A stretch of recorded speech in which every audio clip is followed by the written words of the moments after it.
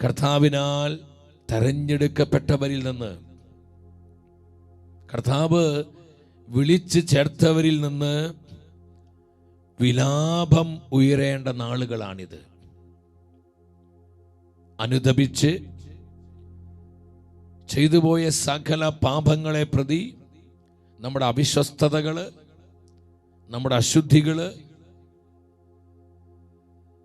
വിശ്വാസരാഹിത്യം, നമ്മുടെ ആത്മീയ മന്ദോഷ്ണത, നമ്മുടെ അഹങ്കാരം, അനുസരണക്കേട്, നിരന്തരമായിട്ടുള്ള ദൈവനിന്ദാപരമായ പ്രവൃത്തി ദോഷങ്ങൾ,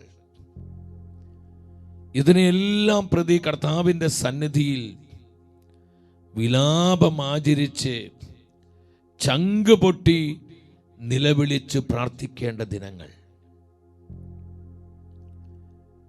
നമുക്കറിയാം, പരിശുദ്ധ അമ്മ മാതാവ് എവിടെയെല്ലാം പ്രത്യക്ഷപ്പെടുന്നുവോ ആ സന്ദേശങ്ങളിലെല്ലാം ഉള്ളടക്കം എന്താണ്? പ്രാർത്ഥന, പ്രാശ്ചിത്തം, പരിഹാരം.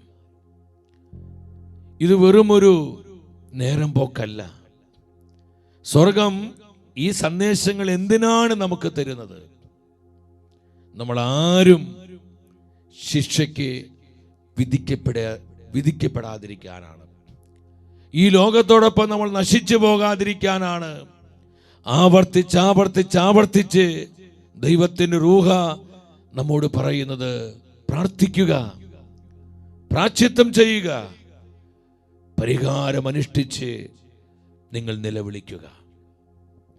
എൻ്റെ സഹോദരങ്ങളെ, എസെക്കിയേൽ പ്രവചനം 2-ാം അധ്യായം 9-10 വചനങ്ങളിൽ ഈ വിലാപത്തിൻ്റെ ആവശ്യകതയെക്കുറിച്ച് പ്രവാചകന കർത്താവ് ബോധ്യപ്പെടുത്തുകയാണ്. ഞാൻ നോക്കി, അതാ നീട്ടിയ ഒരു കരവും അതിലൊരു ലേഖന ചുരുളും. ഈ ലേഖന ചുരുളിൽ എന്താണ് പ്രവാചകൻ കാണുന്നത്? അവനത് എൻ്റെ മുൻപിൽ വിടർത്തി, അതിന്റെ അകത്തും പുറത്തും എഴുതിയിരുന്നു. അതിൽ വിലാപങ്ങളും പരിദേവനങ്ങളും ദുരിതങ്ങളും രേഖപ്പെടുത്തിയിരിക്കുന്നു. പ്രവാചകനായ എസെക്കിയേൽ തന്റെ പ്രവാചക ശുശ്രൂഷ തുടങ്ങുന്ന സമയത്ത് കർത്താവ് എസെക്കിയേലിനോട് നൽകുന്ന നിർദ്ദേശമാണ്. എസെക്കിയേൽ പ്രവചനാത്മാവിൽ കാണുകയാണ്, കർത്താവിന്റെ സന്നിധിയിൽ വിലാപത്തിന്റെയും പരിദേവനങ്ങളുടെയും പ്രാർത്ഥനകൾ ഉയരേണ്ടതിൻ്റെ പ്രാധാന്യം തന്നെ പ്രവാചകന കർത്താവ് പറഞ്ഞു കൊടുക്കുകയാണ്. എൻ്റെ സഹോദരങ്ങളെ, നമ്മൾ ഈ ഒരു ചൈതന്യത്തിലേക്ക് തിരിയേണ്ട സമയമായി. വചനപ്രഘോഷണവും ആത്മീയ ശുശ്രൂഷകളും രോഗശാന്തികളും അത്ഭുതങ്ങളും ദൈവപ്രവൃത്തിയുടെ പ്രകടമായ വെളിപ്പെടലുകളെല്ലാം നമുക്ക് വളരെ വളരെ ആവശ്യമാണ്. എന്നാൽ ഈ കാലത്തിൻ്റെ പ്രത്യേകത മനസ്സിലാക്കിക്കൊണ്ട് നമ്മൾ പലപ്പോഴും ചിന്തിക്കുന്നുണ്ട്, എന്തുകൊണ്ടാണ് ഇങ്ങനെയൊക്കെ സംഭവിക്കുന്നത്? നമുക്ക് ചിന്തിക്കാൻ പോലും കഴിയാത്ത വിധത്തിലുള്ള ജഡപാപങ്ങൾ, വഴിവിട്ട ലൈംഗികമായ അരാജകത്വങ്ങൾ, വിശ്വാസത്യാഗം, കുടുംബങ്ങളിലെ തകർച്ചകൾ, നിസാര കാര്യങ്ങളെ പ്രതിയുള്ള വിവാഹ മോചനങ്ങൾ, ബന്ധങ്ങളിലെ വിള്ളലുകൾ, തെരഞ്ഞെടുക്കപ്പെട്ടവരിൽ സംഭവിക്കുന്ന അവിശ്വസ്തതകൾ, ഇന്നു വേണ്ട നീണ്ടു പോവുകയാണ് അതിൻ്റെ പട്ടിക. ഈ ഒരു സമയത്ത് നമ്മിൽ നിന്ന് എന്താണ് കർത്താവ് ആഗ്രഹിക്കുന്നത്? സഹോദരങ്ങളെ, കർത്താവിൻ്റെ മനസ്സറിയാതെ നമ്മൾ പോകരുത്. ഈ ജീവിതത്തിന് വ്യഗ്രതകളിൽപ്പെട്ട് നമുക്കെല്ലാവർക്കും ഒത്തിരി തിരക്കുകളുണ്ട്. ആർക്ക് തിരക്കില്ലാത്തത്? LKG പഠിക്കുന്ന കുഞ്ഞിന് വരെ തിരക്കുണ്ട്. തിരക്കില്ലാത്ത ആരും തന്നെ ഇല്ല. എന്നാൽ നമ്മൾ പ്രയോറിറ്റി റീസെറ്റ് ചെയ്യേണ്ട സമയമാണിത്. ഓരോന്നിനും അതിൻ്റെതായ പ്രാധാന്യം തിരിച്ചറിഞ്ഞുകൊണ്ട് മുൻഗണന കൊടുത്ത് പോകേണ്ട ഒരു സമയത്തിലാണ് നമ്മൾ ജീവിക്കുന്നത്. ഇന്ന് പലരും പറയുന്നുണ്ട്, പ്രാർത്ഥിക്കാൻ ആഗ്രഹമുണ്ട്, ഞങ്ങൾക്കും ഇതുപോലെയൊക്കെ ജീവിതത്തെ ക്രമപ്പെടുത്തുവാനായിട്ടുള്ള നല്ല ചിന്തകളുണ്ട്, എന്നാൽ സാധിക്കുന്നില്ല. എൻ്റെ സഹോദരങ്ങളെ, തൻ്റെ വചനത്തിൽ നിന്ന് പരിശുദ്ധ റൂഹ എന്താ നമ്മോട് പറയുന്നത്? ഇത് വിലാപങ്ങളും പരിദേവനങ്ങളും ദൈവസന്നിധിയിൽ ഉയർത്തേണ്ട കാലമാണിത്. മറ്റെന്തിനേക്കാളും ഉപരി ഈ കാലത്തിന്റെ പ്രത്യേകത മനസ്സിലാക്കിക്കൊണ്ട് കർത്താവിന്റെ ജനം, തെരഞ്ഞെടുക്കപ്പെട്ടവരായി നമ്മൾ ഓരോരുത്തരും ഈ കൃപയിലേക്ക് വരണം. എൻ്റെ സഹോദരങ്ങളെ, ജോയേൽ പ്രവചനം 2:12 ഇത് തന്നെ കർത്താവ് ആവർത്തിക്കുകയാണ്. തന്റെ പ്രിയപ്പെട്ടവരെ നോക്കി എന്താ കർത്താവ് പറയുന്നത്? കർത്താവ് അരുളി ചെയ്യുന്നു, ഇപ്പോഴെങ്കിലും. ഒന്ന് ശ്രദ്ധിച്ച് നിങ്ങൾ ആ വചനം ഒന്ന് പറഞ്ഞെല്ലാവരും, ഇപ്പോഴെങ്കിലും. ഒരല്പം കൂടി ഉച്ചത്തിൽ പറഞ്ഞ്, ഇപ്പോഴെങ്കിലും. എന്തിനാ കർത്താവ് ഇപ്പോഴെങ്കിലും എന്ന് പറയുന്നത്? ഇത്രയും കാര്യങ്ങൾ നമ്മൾ കണ്ടു. ഇന്ന് സഭയിൽ എന്താ സംഭവിച്ചുകൊണ്ടിരിക്കുന്നത്? ലോകത്തിൽ നിന്ന് നടമാടിക്കൊണ്ടിരിക്കുന്നത്? എൻ്റെ സഹോദരങ്ങൾ, നമ്മുടെ മനസ്സ് കലുഷിതമാകുന്ന വിധത്തിൽ, നമ്മുടെ പ്രത്യാശ നഷ്ടപ്പെട്ടു പോകുമാറ്, പലപ്പോഴും അനേകരുടെ വിശ്വാസം ആടി ഉലയുമാറുള്ള അനേകം കാര്യങ്ങളാണ് ഇന്ന് പൊതുസമൂഹത്തിലും സഭയിലും ലോകത്തിലെല്ലാം നമ്മൾ ഒരുപോലെ കണ്ടുകൊണ്ടിരിക്കുന്നത്. ആയതിനാൽ കർത്താവിന്റെ ആത്മാവ് പറയുകയാണ്, ഈ സമയത്തിലെങ്കിലും, ഇപ്പോഴെങ്കിലും നിങ്ങൾ ഇതൊക്കെ കാണുമ്പോഴും കേൾക്കുമ്പോഴും ഇതൊന്നും അവിചാരിതങ്ങളല്ല. ഇപ്പോഴെങ്കിലും ഉപവാസത്തോടും വിലാപത്തോടും, ശ്രദ്ധിച്ച്, വിലാപത്തോടും. കർത്താവ് പറയും, വിലാപത്തോടും നെടുവീർപ്പോടും ഇത് വിലപിക്കുവാനുള്ള സമയമാണ്. ലോകത്തിന്റെ കാര്യങ്ങളെ പ്രതിയല്ല, നമുക്ക് വേണ്ട ഭൗതികമായ ആവശ്യങ്ങൾക്ക് വേണ്ടിയല്ല, നശിക്കുന്ന ആത്മാക്കളെ പ്രതി, തളർന്നുകൊണ്ടിരിക്കുന്ന കർത്താവിന്റെ സഭയ്ക്ക് വേണ്ടി,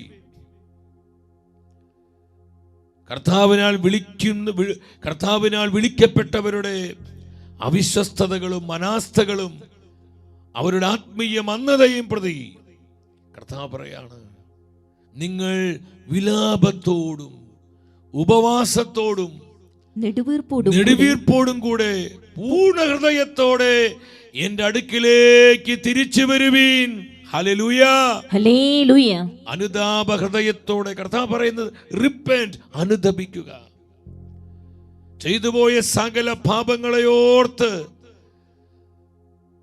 അനുതപിച്ച് നിലവിളിയോടെ പ്രാർത്ഥിക്കുക. എന്റെ സന്നിധിയിലേക്ക് നിങ്ങൾ തിരിച്ചു വരിക. എങ്ങനെയാ തിരിച്ചു വരേണ്ടത്?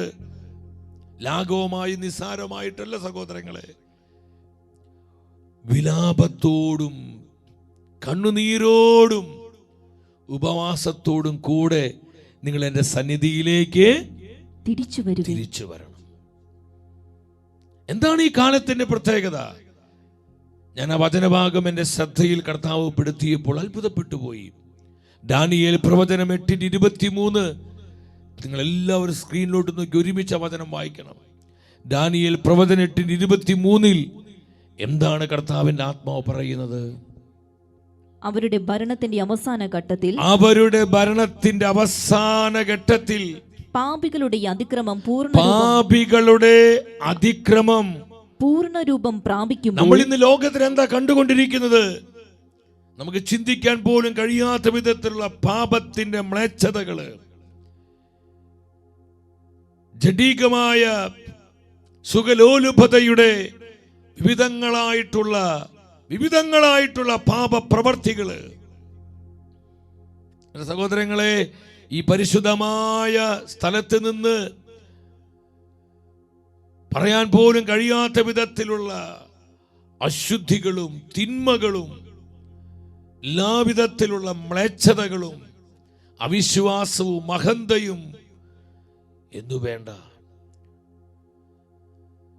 നമുക്ക് മനസ്സിലാക്കാൻ പോലും കഴിയാത്ത വിധം പാപം അതിന്റെ പൂർണ്ണ രൂപം പ്രാപിച്ചിരിക്കുന്ന നാളുകളിലാണ് ഞാനും നിങ്ങളും ജീവിച്ചു കൊണ്ടിരിക്കുന്നത്. അപ്പൊ അതിനെ ശ്രദ്ധിച്ച് നിങ്ങൾ പൂർണ്ണമായിട്ട് അത് ഡിസ്പ്ലേ ചെയ്ത് ആ വചനം എന്താ പറയുന്നത്?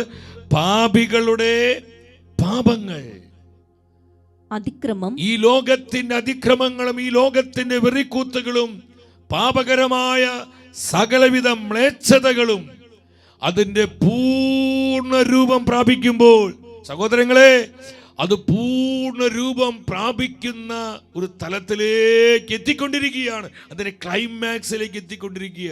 ഇനി ഇവിടെ എന്താ സംഭവിക്കേണ്ടത്? നമ്മുടെ കൊച്ചു കേരളത്തിലോട്ട് നോക്കി, എന്തുമാത്രം നമ്മുടെ ഈ ദേശം ദുഷിച്ചു പോയി.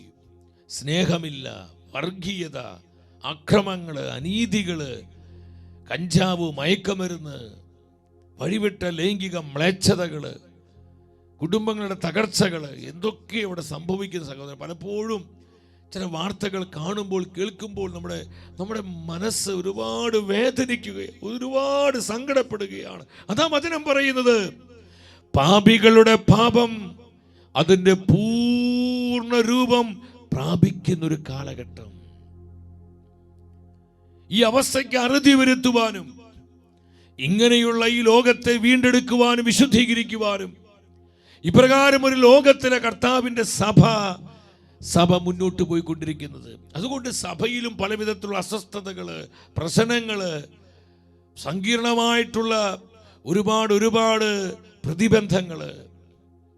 എൻ്റെ സഹോദരങ്ങളെ, ഇവിടെയെല്ലാം കർത്താവ് ആഗ്രഹിക്കുന്ന ഒരു നവീകരണം സഭയിലും സംഭവിക്കണമെങ്കിൽ അവിടെയാണ് ഈ ശുശ്രൂഷയുടെ പ്രാധാന്യം നമ്മൾ മനസ്സിലാക്കേണ്ടത്. സംഭവിക്കണമെങ്കിൽ തെരഞ്ഞെടുക്കപ്പെട്ടവരിൽ നിന്ന് വിലാപമുയരണം. നമ്മൾ അനുതപിക്കണം. ഈ ലോകത്തിന്റെ പാപങ്ങൾക്ക് വേണ്ടി, ഈ ലോകത്ത് നടമാടുന്ന സകലവിധ മ്ലേച്ഛതകളെ പ്രതി, കർത്താവിനാൽ വിളിക്കപ്പെട്ടവരുടെ അനാസ്ഥകളും നിഷ്ക്രിയത്വവും ആത്മീയ മന്ദതയും അവിശ്വസ്തതയും പ്രതി നമ്മൾ അനുതപിച്ച് പരിഹാരം ചെയ്ത് പ്രായശ്ചിത്തം ചെയ്ത് നമ്മൾ വിലാപത്തോടെ നിലവിളിക്കുമ്പോൾ കർത്താവിന്റെ ക്രോധം കരുണയായി മാറ്റപ്പെടും. Hallelujah, hallelujah. ഇതാണ് സഭയ്ക്ക് ആവശ്യം. ഇതാണ് നശിച്ചുകൊണ്ടിരിക്കുന്ന ഈ ലോകത്തിന് ആവശ്യം.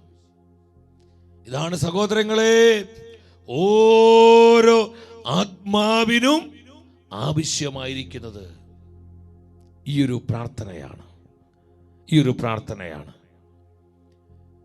ഉൽപ്പത്തിയുടെ പുസ്തകം 6-ാം അധ്യായം 5-6 വചനങ്ങളിൽ ദൈവമായ കർത്താവ് താൻ സൃഷ്ടിച്ച മനുഷ്യനെ നോക്കി എന്താ പറയുന്നത്?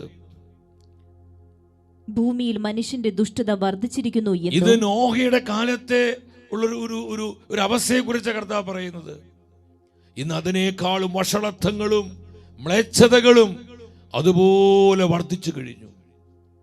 ഭൂമിയിൽ മനുഷ്യന്റെ ദുഷ്ടതയും അവന്റെ ഹൃദയത്തിലെ ചിന്തയും ഭാവനയും എപ്പോഴും ദുഷിച്ചത് മാത്രമാണെന്ന് കർത്താവ് കണ്ടു.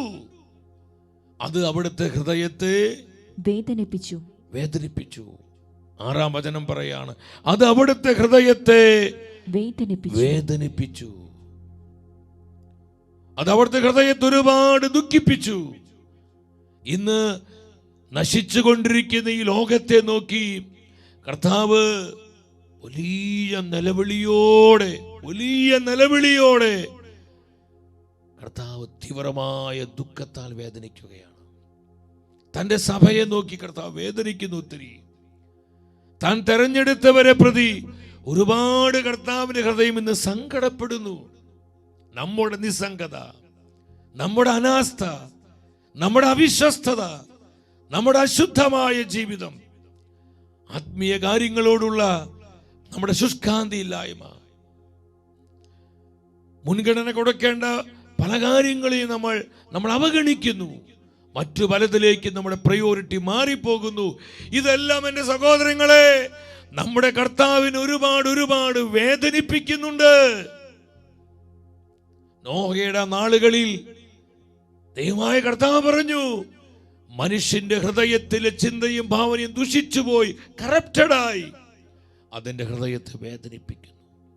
അതുകൊണ്ട് ഈ അവസ്ഥയ്ക്ക് പരിഹാരം ചെയ്യുവാൻ ഇവിടെ കർത്താവിന്റെ ശക്തി ഇറങ്ങി വന്ന് ലോകത്തെ സഭയെ വിശുദ്ധീകരിക്കുന്ന ആ നവീകരണത്തിന്റെ ചൈതന്യം വ്യാപരിക്കുവാൻ, അതിനുവേണ്ടി വിലാപമാചരിച്ച് അനുതാപ ഹൃദയത്തോടെ പ്രാർത്ഥിക്കുവാൻ സമർപ്പണമുള്ളവരെ അതിനായി ത്യാഗമെടുക്കുവാൻ സന്നദ്ധതയുള്ളവരെ, ഈ പാപങ്ങളെ പ്രതി പരിഹാരം ചെയ്ത് വില കൊടുത്ത് പ്രാർത്ഥിക്കുവാൻ തീരുമാനമുള്ളവരെ കർത്താവ് നോക്കിക്കൊണ്ടിരിക്കുകയാണ്.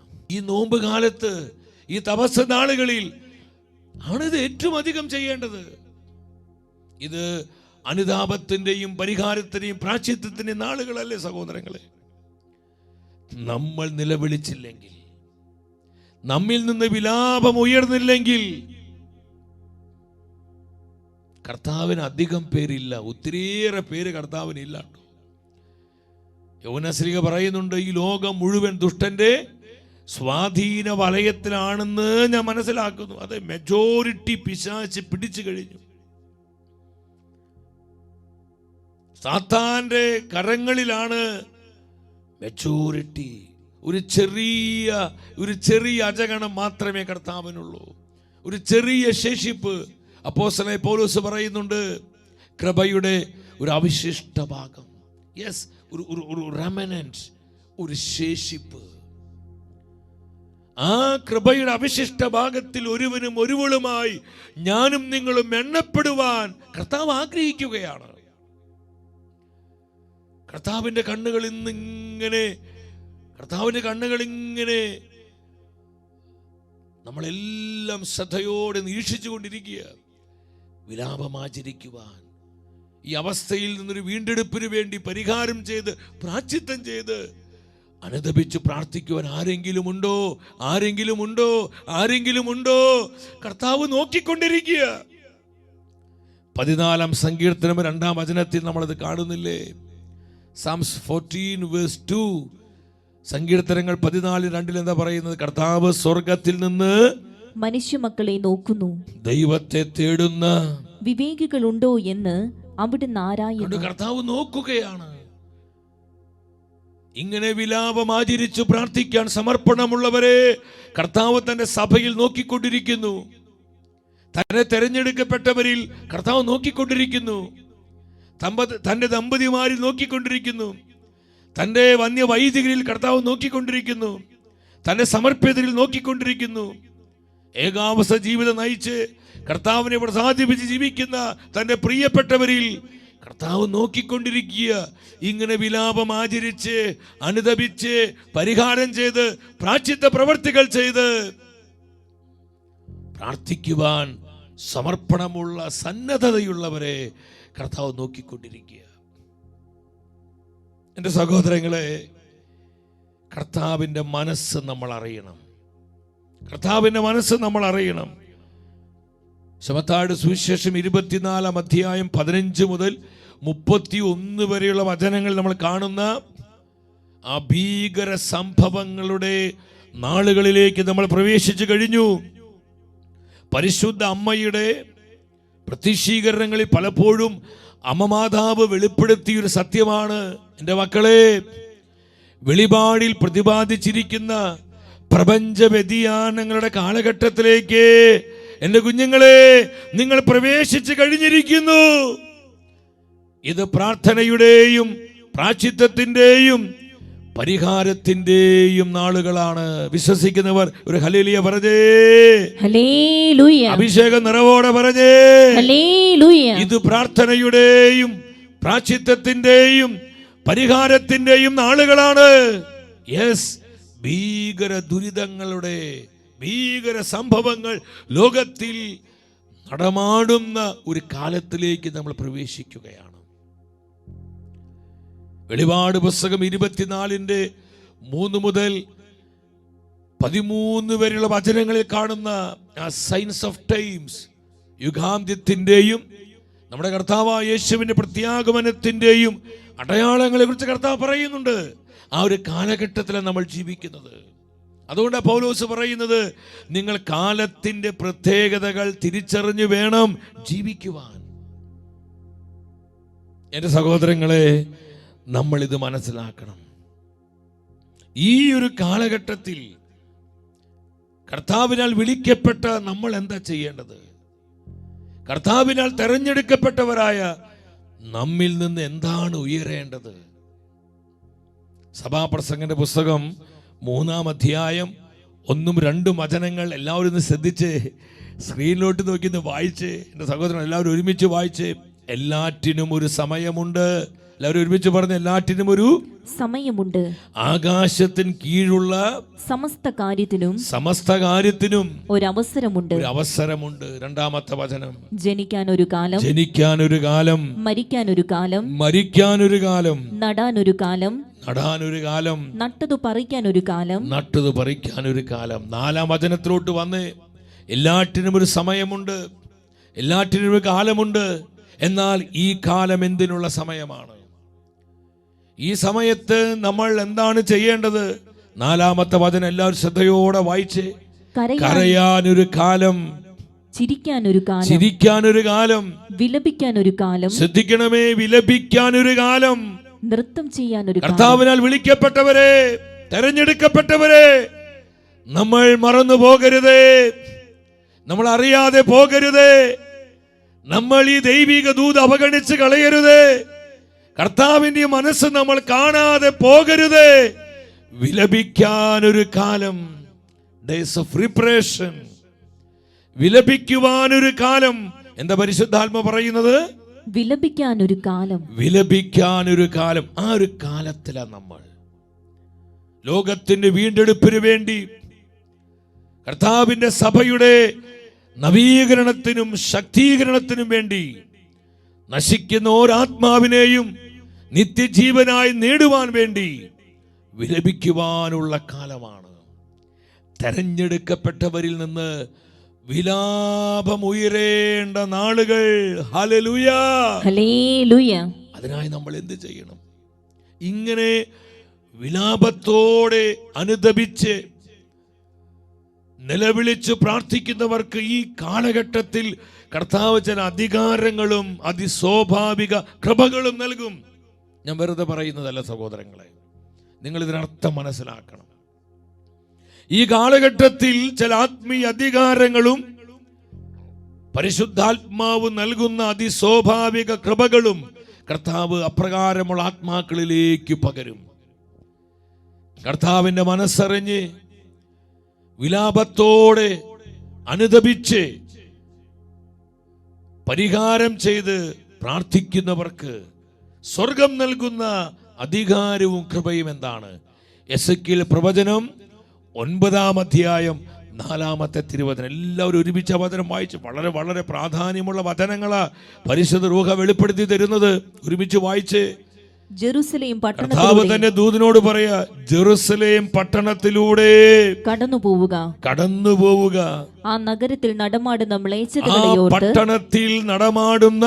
മ്ലേച്ഛതകളെ ഓർത്ത് നിങ്ങൾ ശ്രദ്ധിക്കണം. ലോകത്തിൽ നടമാടുന്ന മ്ലേച്ഛതകളെ ഓർത്ത്, അത് ദൈവനിഷേധമാകാം, ദൈവദൂഷണമാകാം, വ്യഭിചാരമാകാം, വഴിവിട്ട മ്ലേച്ഛതകളായിരിക്കാം, അഹങ്കാരമായിരിക്കാം, പ്രിയപ്പെട്ടവരെ ഹോമോസെക്ഷൽ സ്വവർഗഭോഗമായിരിക്കാം എന്ന് വേണ്ട, നമുക്ക് ചിന്തിക്കാൻ പോലും കഴിയാത്ത വിധത്തിലുള്ള പാപകരമായ പലവിധ മ്ലേച്ഛതയുടെ അടിമത്തങ്ങളായിരിക്കാം. കർത്താവ് പറയാണ്, ആ പട്ടണത്തിൽ നടമാടുന്ന മ്ലേച്ഛതകളെ ഓർത്ത്, ലോകത്തിൽ നടമാടുന്ന മ്ലേച്ഛതകളെ ഓർത്ത്, ഇന്ന് സഭയിൽ സംഭവിക്കുന്ന പ്രതിസന്ധികള്, സഭയ്ക്കകത്ത് കടന്നുകൂടിയിരിക്കുന്ന അപജയങ്ങള്, തെരഞ്ഞെടുക്കപ്പെട്ടവരുടെ അവിശ്വസ്തതകള്, നമ്മുടെ ഓരോരുത്തരുടെയും അനാസ്ഥകള്, ആത്മീയ അന്ധത, ഇതിനെല്ലാം പ്രതി ഇന്ന് ഒരുപാട് തെരഞ്ഞെടുക്കപ്പെട്ടവർ കൃപയിൽ വീണുപോകുന്നു, ആത്മീയ ശുഷ്കതയിലോട്ട് പോകുന്നു, ആത്മീയ അനാസ്ഥയിലേക്ക് പോകുന്നു. കർത്താവ് പറയാണ്, ഇതിനെല്ലാം ഓർത്ത് കരയുകയും ഇതിനെല്ലാം ഓർത്ത് വിലപിക്കുന്ന, കരയുന്ന, നെടുവീർപ്പിടുന്ന ചെയ്യുന്നവരുടെ നെറ്റിയിൽ, അപ്രകാരമുള്ള ആത്മാക്കളുടെ നെറ്റിയിൽ അടയാളമിടുക. ഒരു സ്പെഷ്യൽ മുദ്ര കർത്താവ് കൊടുക്കുക. അവർ മുദ്രിത ആത്മാക്കളാണ്. കർത്താവ് പ്രത്യേകമായൊരു അധികാരം കൊടുക്കുകയാണ്. ദേശങ്ങളുടെ മേൽ, രാജ്യങ്ങളുടെ മേൽ, ജനപദങ്ങളുടെ മേൽ, ഈ കാലഘട്ടത്തിന്റെ മേൽ അഭിഷേകത്തിന് മുദ്ര നൽകി, അധികാരം നൽകി കർത്താവ് അവരെ ബലപ്പെടുത്തുകയാണ്. ഈ മുദ്ര ആർക്കാണ് ലഭിക്കുന്നത്? ഈ അധികാരം ആർക്കാണ് കർത്താവ് പകർന്നു കൊടുക്കുന്നത്? നടമാടുന്ന മ്ലേച്ഛതകളെ ഓർത്ത്, അശുദ്ധികളെ ഓർത്ത്, അവിശ്വസ്തകളെ പ്രതി, ചെയ്തുപോയ പാപങ്ങളെ പ്രതി കരയുന്ന, വിലപിക്കുന്ന, നെടുവീർപ്പിടുന്ന, ചങ്കുപൊട്ടി അനുതാപ ഹൃദയത്തോടെ പാപങ്ങളെ പ്രതി കർത്താവിന്റെ സന്നിധിയിൽ കരയുന്ന ആത്മാക്കളുടെ, അപ്രകാരമുള്ളവരുടെ നെറ്റിത്തടത്തിലാണ് ഈ മുദ്രയുടെ, അവർ മുദ്രിതാത്മാക്കളാണ്. Yes, മുദ്രിതാത്മാക്കൾ.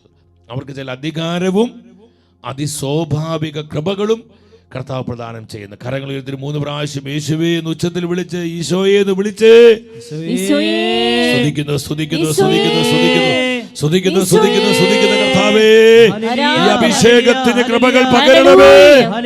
Release, release. Hallelujah, hallelujah, hallelujah, hallelujah, hallelujah. ഈശോയെ നന്ദി, ഈശോയെ നന്ദി, ഈശോയെ നന്ദി. സഹോദരങ്ങളെ, അതുകൊണ്ട് ഈ കാലഘട്ടത്തിൽ തന്റെ തെരഞ്ഞെടുക്കപ്പെട്ടവരോട്, തന്റെ വന്യ വൈദികരോട്, തന്റെ സമർപ്പിതരോട്, തന്റെ ആത്മായ പ്രേക്ഷിതരോട് എന്താണ് കർത്താവ് സംസാരിക്കുന്നത്?